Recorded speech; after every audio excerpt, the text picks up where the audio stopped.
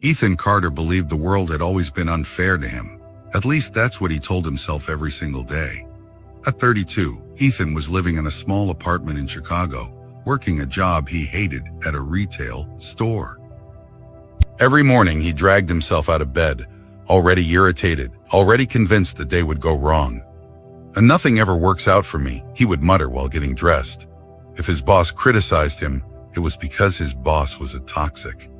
If customers complained, it was because people were impossible. If he didn't get promoted, it was because the company was a corrupt. In Ethan's mind, the problem was never him. It was always someone else. Years passed, but nothing changed. His friends started moving forward. Better jobs, marriages, new opportunities. Social media became a painful reminder of everything Ethan thought he deserved, but didn't have. One evening, while scrolling through his phone, he saw a post from his old college friend, Daniel. Daniel had just launched his own business. He looked confident, successful, happy. Ethan scoffed. "It must be nice to be lucky," he said under his breath. But deep down, something bothered him, because Ethan knew Daniel. They had studied together. They had studied together. They had the same degree, same opportunities. So why was Daniel thriving while he was stuck? Ethan didn't like the answer that quietly whispered in his mind. One day at work, everything went wrong. A customer yelled at him for a mistake. His manager pulled him aside and said, "Ethan, this is becoming a pattern. You need to take responsibility." That word, responsibility, hit him like an insult. "Why is everything always my fault?" Ethan snapped. "Customers are rude, the system is broken, and now you're blaming me?" His manager didn't argue. He just looked at Ethan calmly and said, "Because you're the only part of this situation you can control." Ethan rolled his eyes and walked away. But those words stayed with him. That night, Ethan couldn't sleep. His manager's voice kept replaying in his head. Kept replaying in his head. "You're the only part of this situation you can control." He tried to ignore it, tried to convince himself it was nonsense.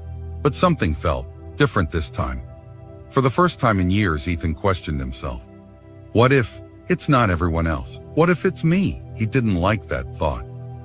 In fact, he hated it, because if it was true, it meant one thing. He had wasted years of his life making excuses. The next morning, Ethan woke up earlier than usual. For once, he didn't complain.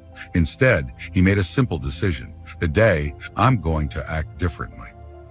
At work, when a customer complained, Ethan didn't argue. He listened.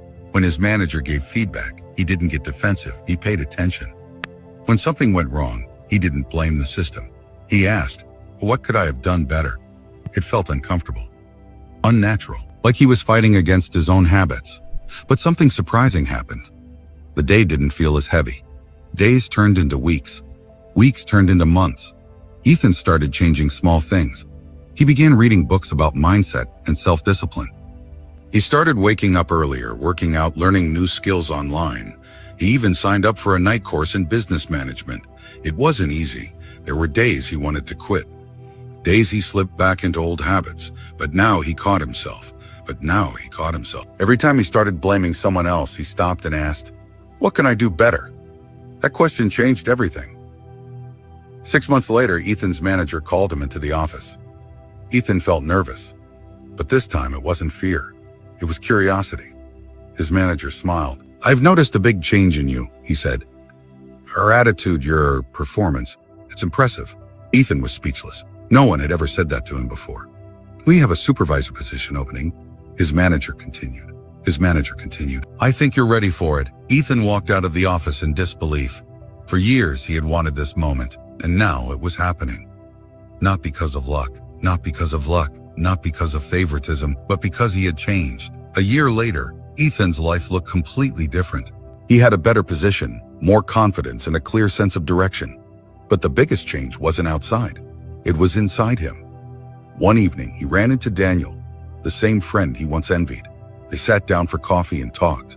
Ethan smiled and said, "You know, I used to think you were just lucky." Daniel laughed. "Trust me," he said. "It wasn't luck, it was a lot of mistakes, and taking responsibility for them." Ethan nodded. "I get it now." That night, as Ethan walked home, he reflected on everything. All the years he had wasted blaming others, all the opportunities he had ignored, all the growth he had delayed. He realized something powerful. The world hadn't been against him. It had simply been waiting for him to grow up. Ethan stopped in the middle of the street, looked up at the city lights, and smiled. For the first time in his life, he felt in control. Not because life had become easier, but because he had become stronger. From that day forward, Ethan made a promise to himself. No more excuses. No more blaming others. No more waiting for luck. Because he finally understood the truth. The moment you stop blaming others is the moment your life begins to change. If this story touched you, like, share, and subscribe for more powerful motivational stories from Dream Tales. Sparkles.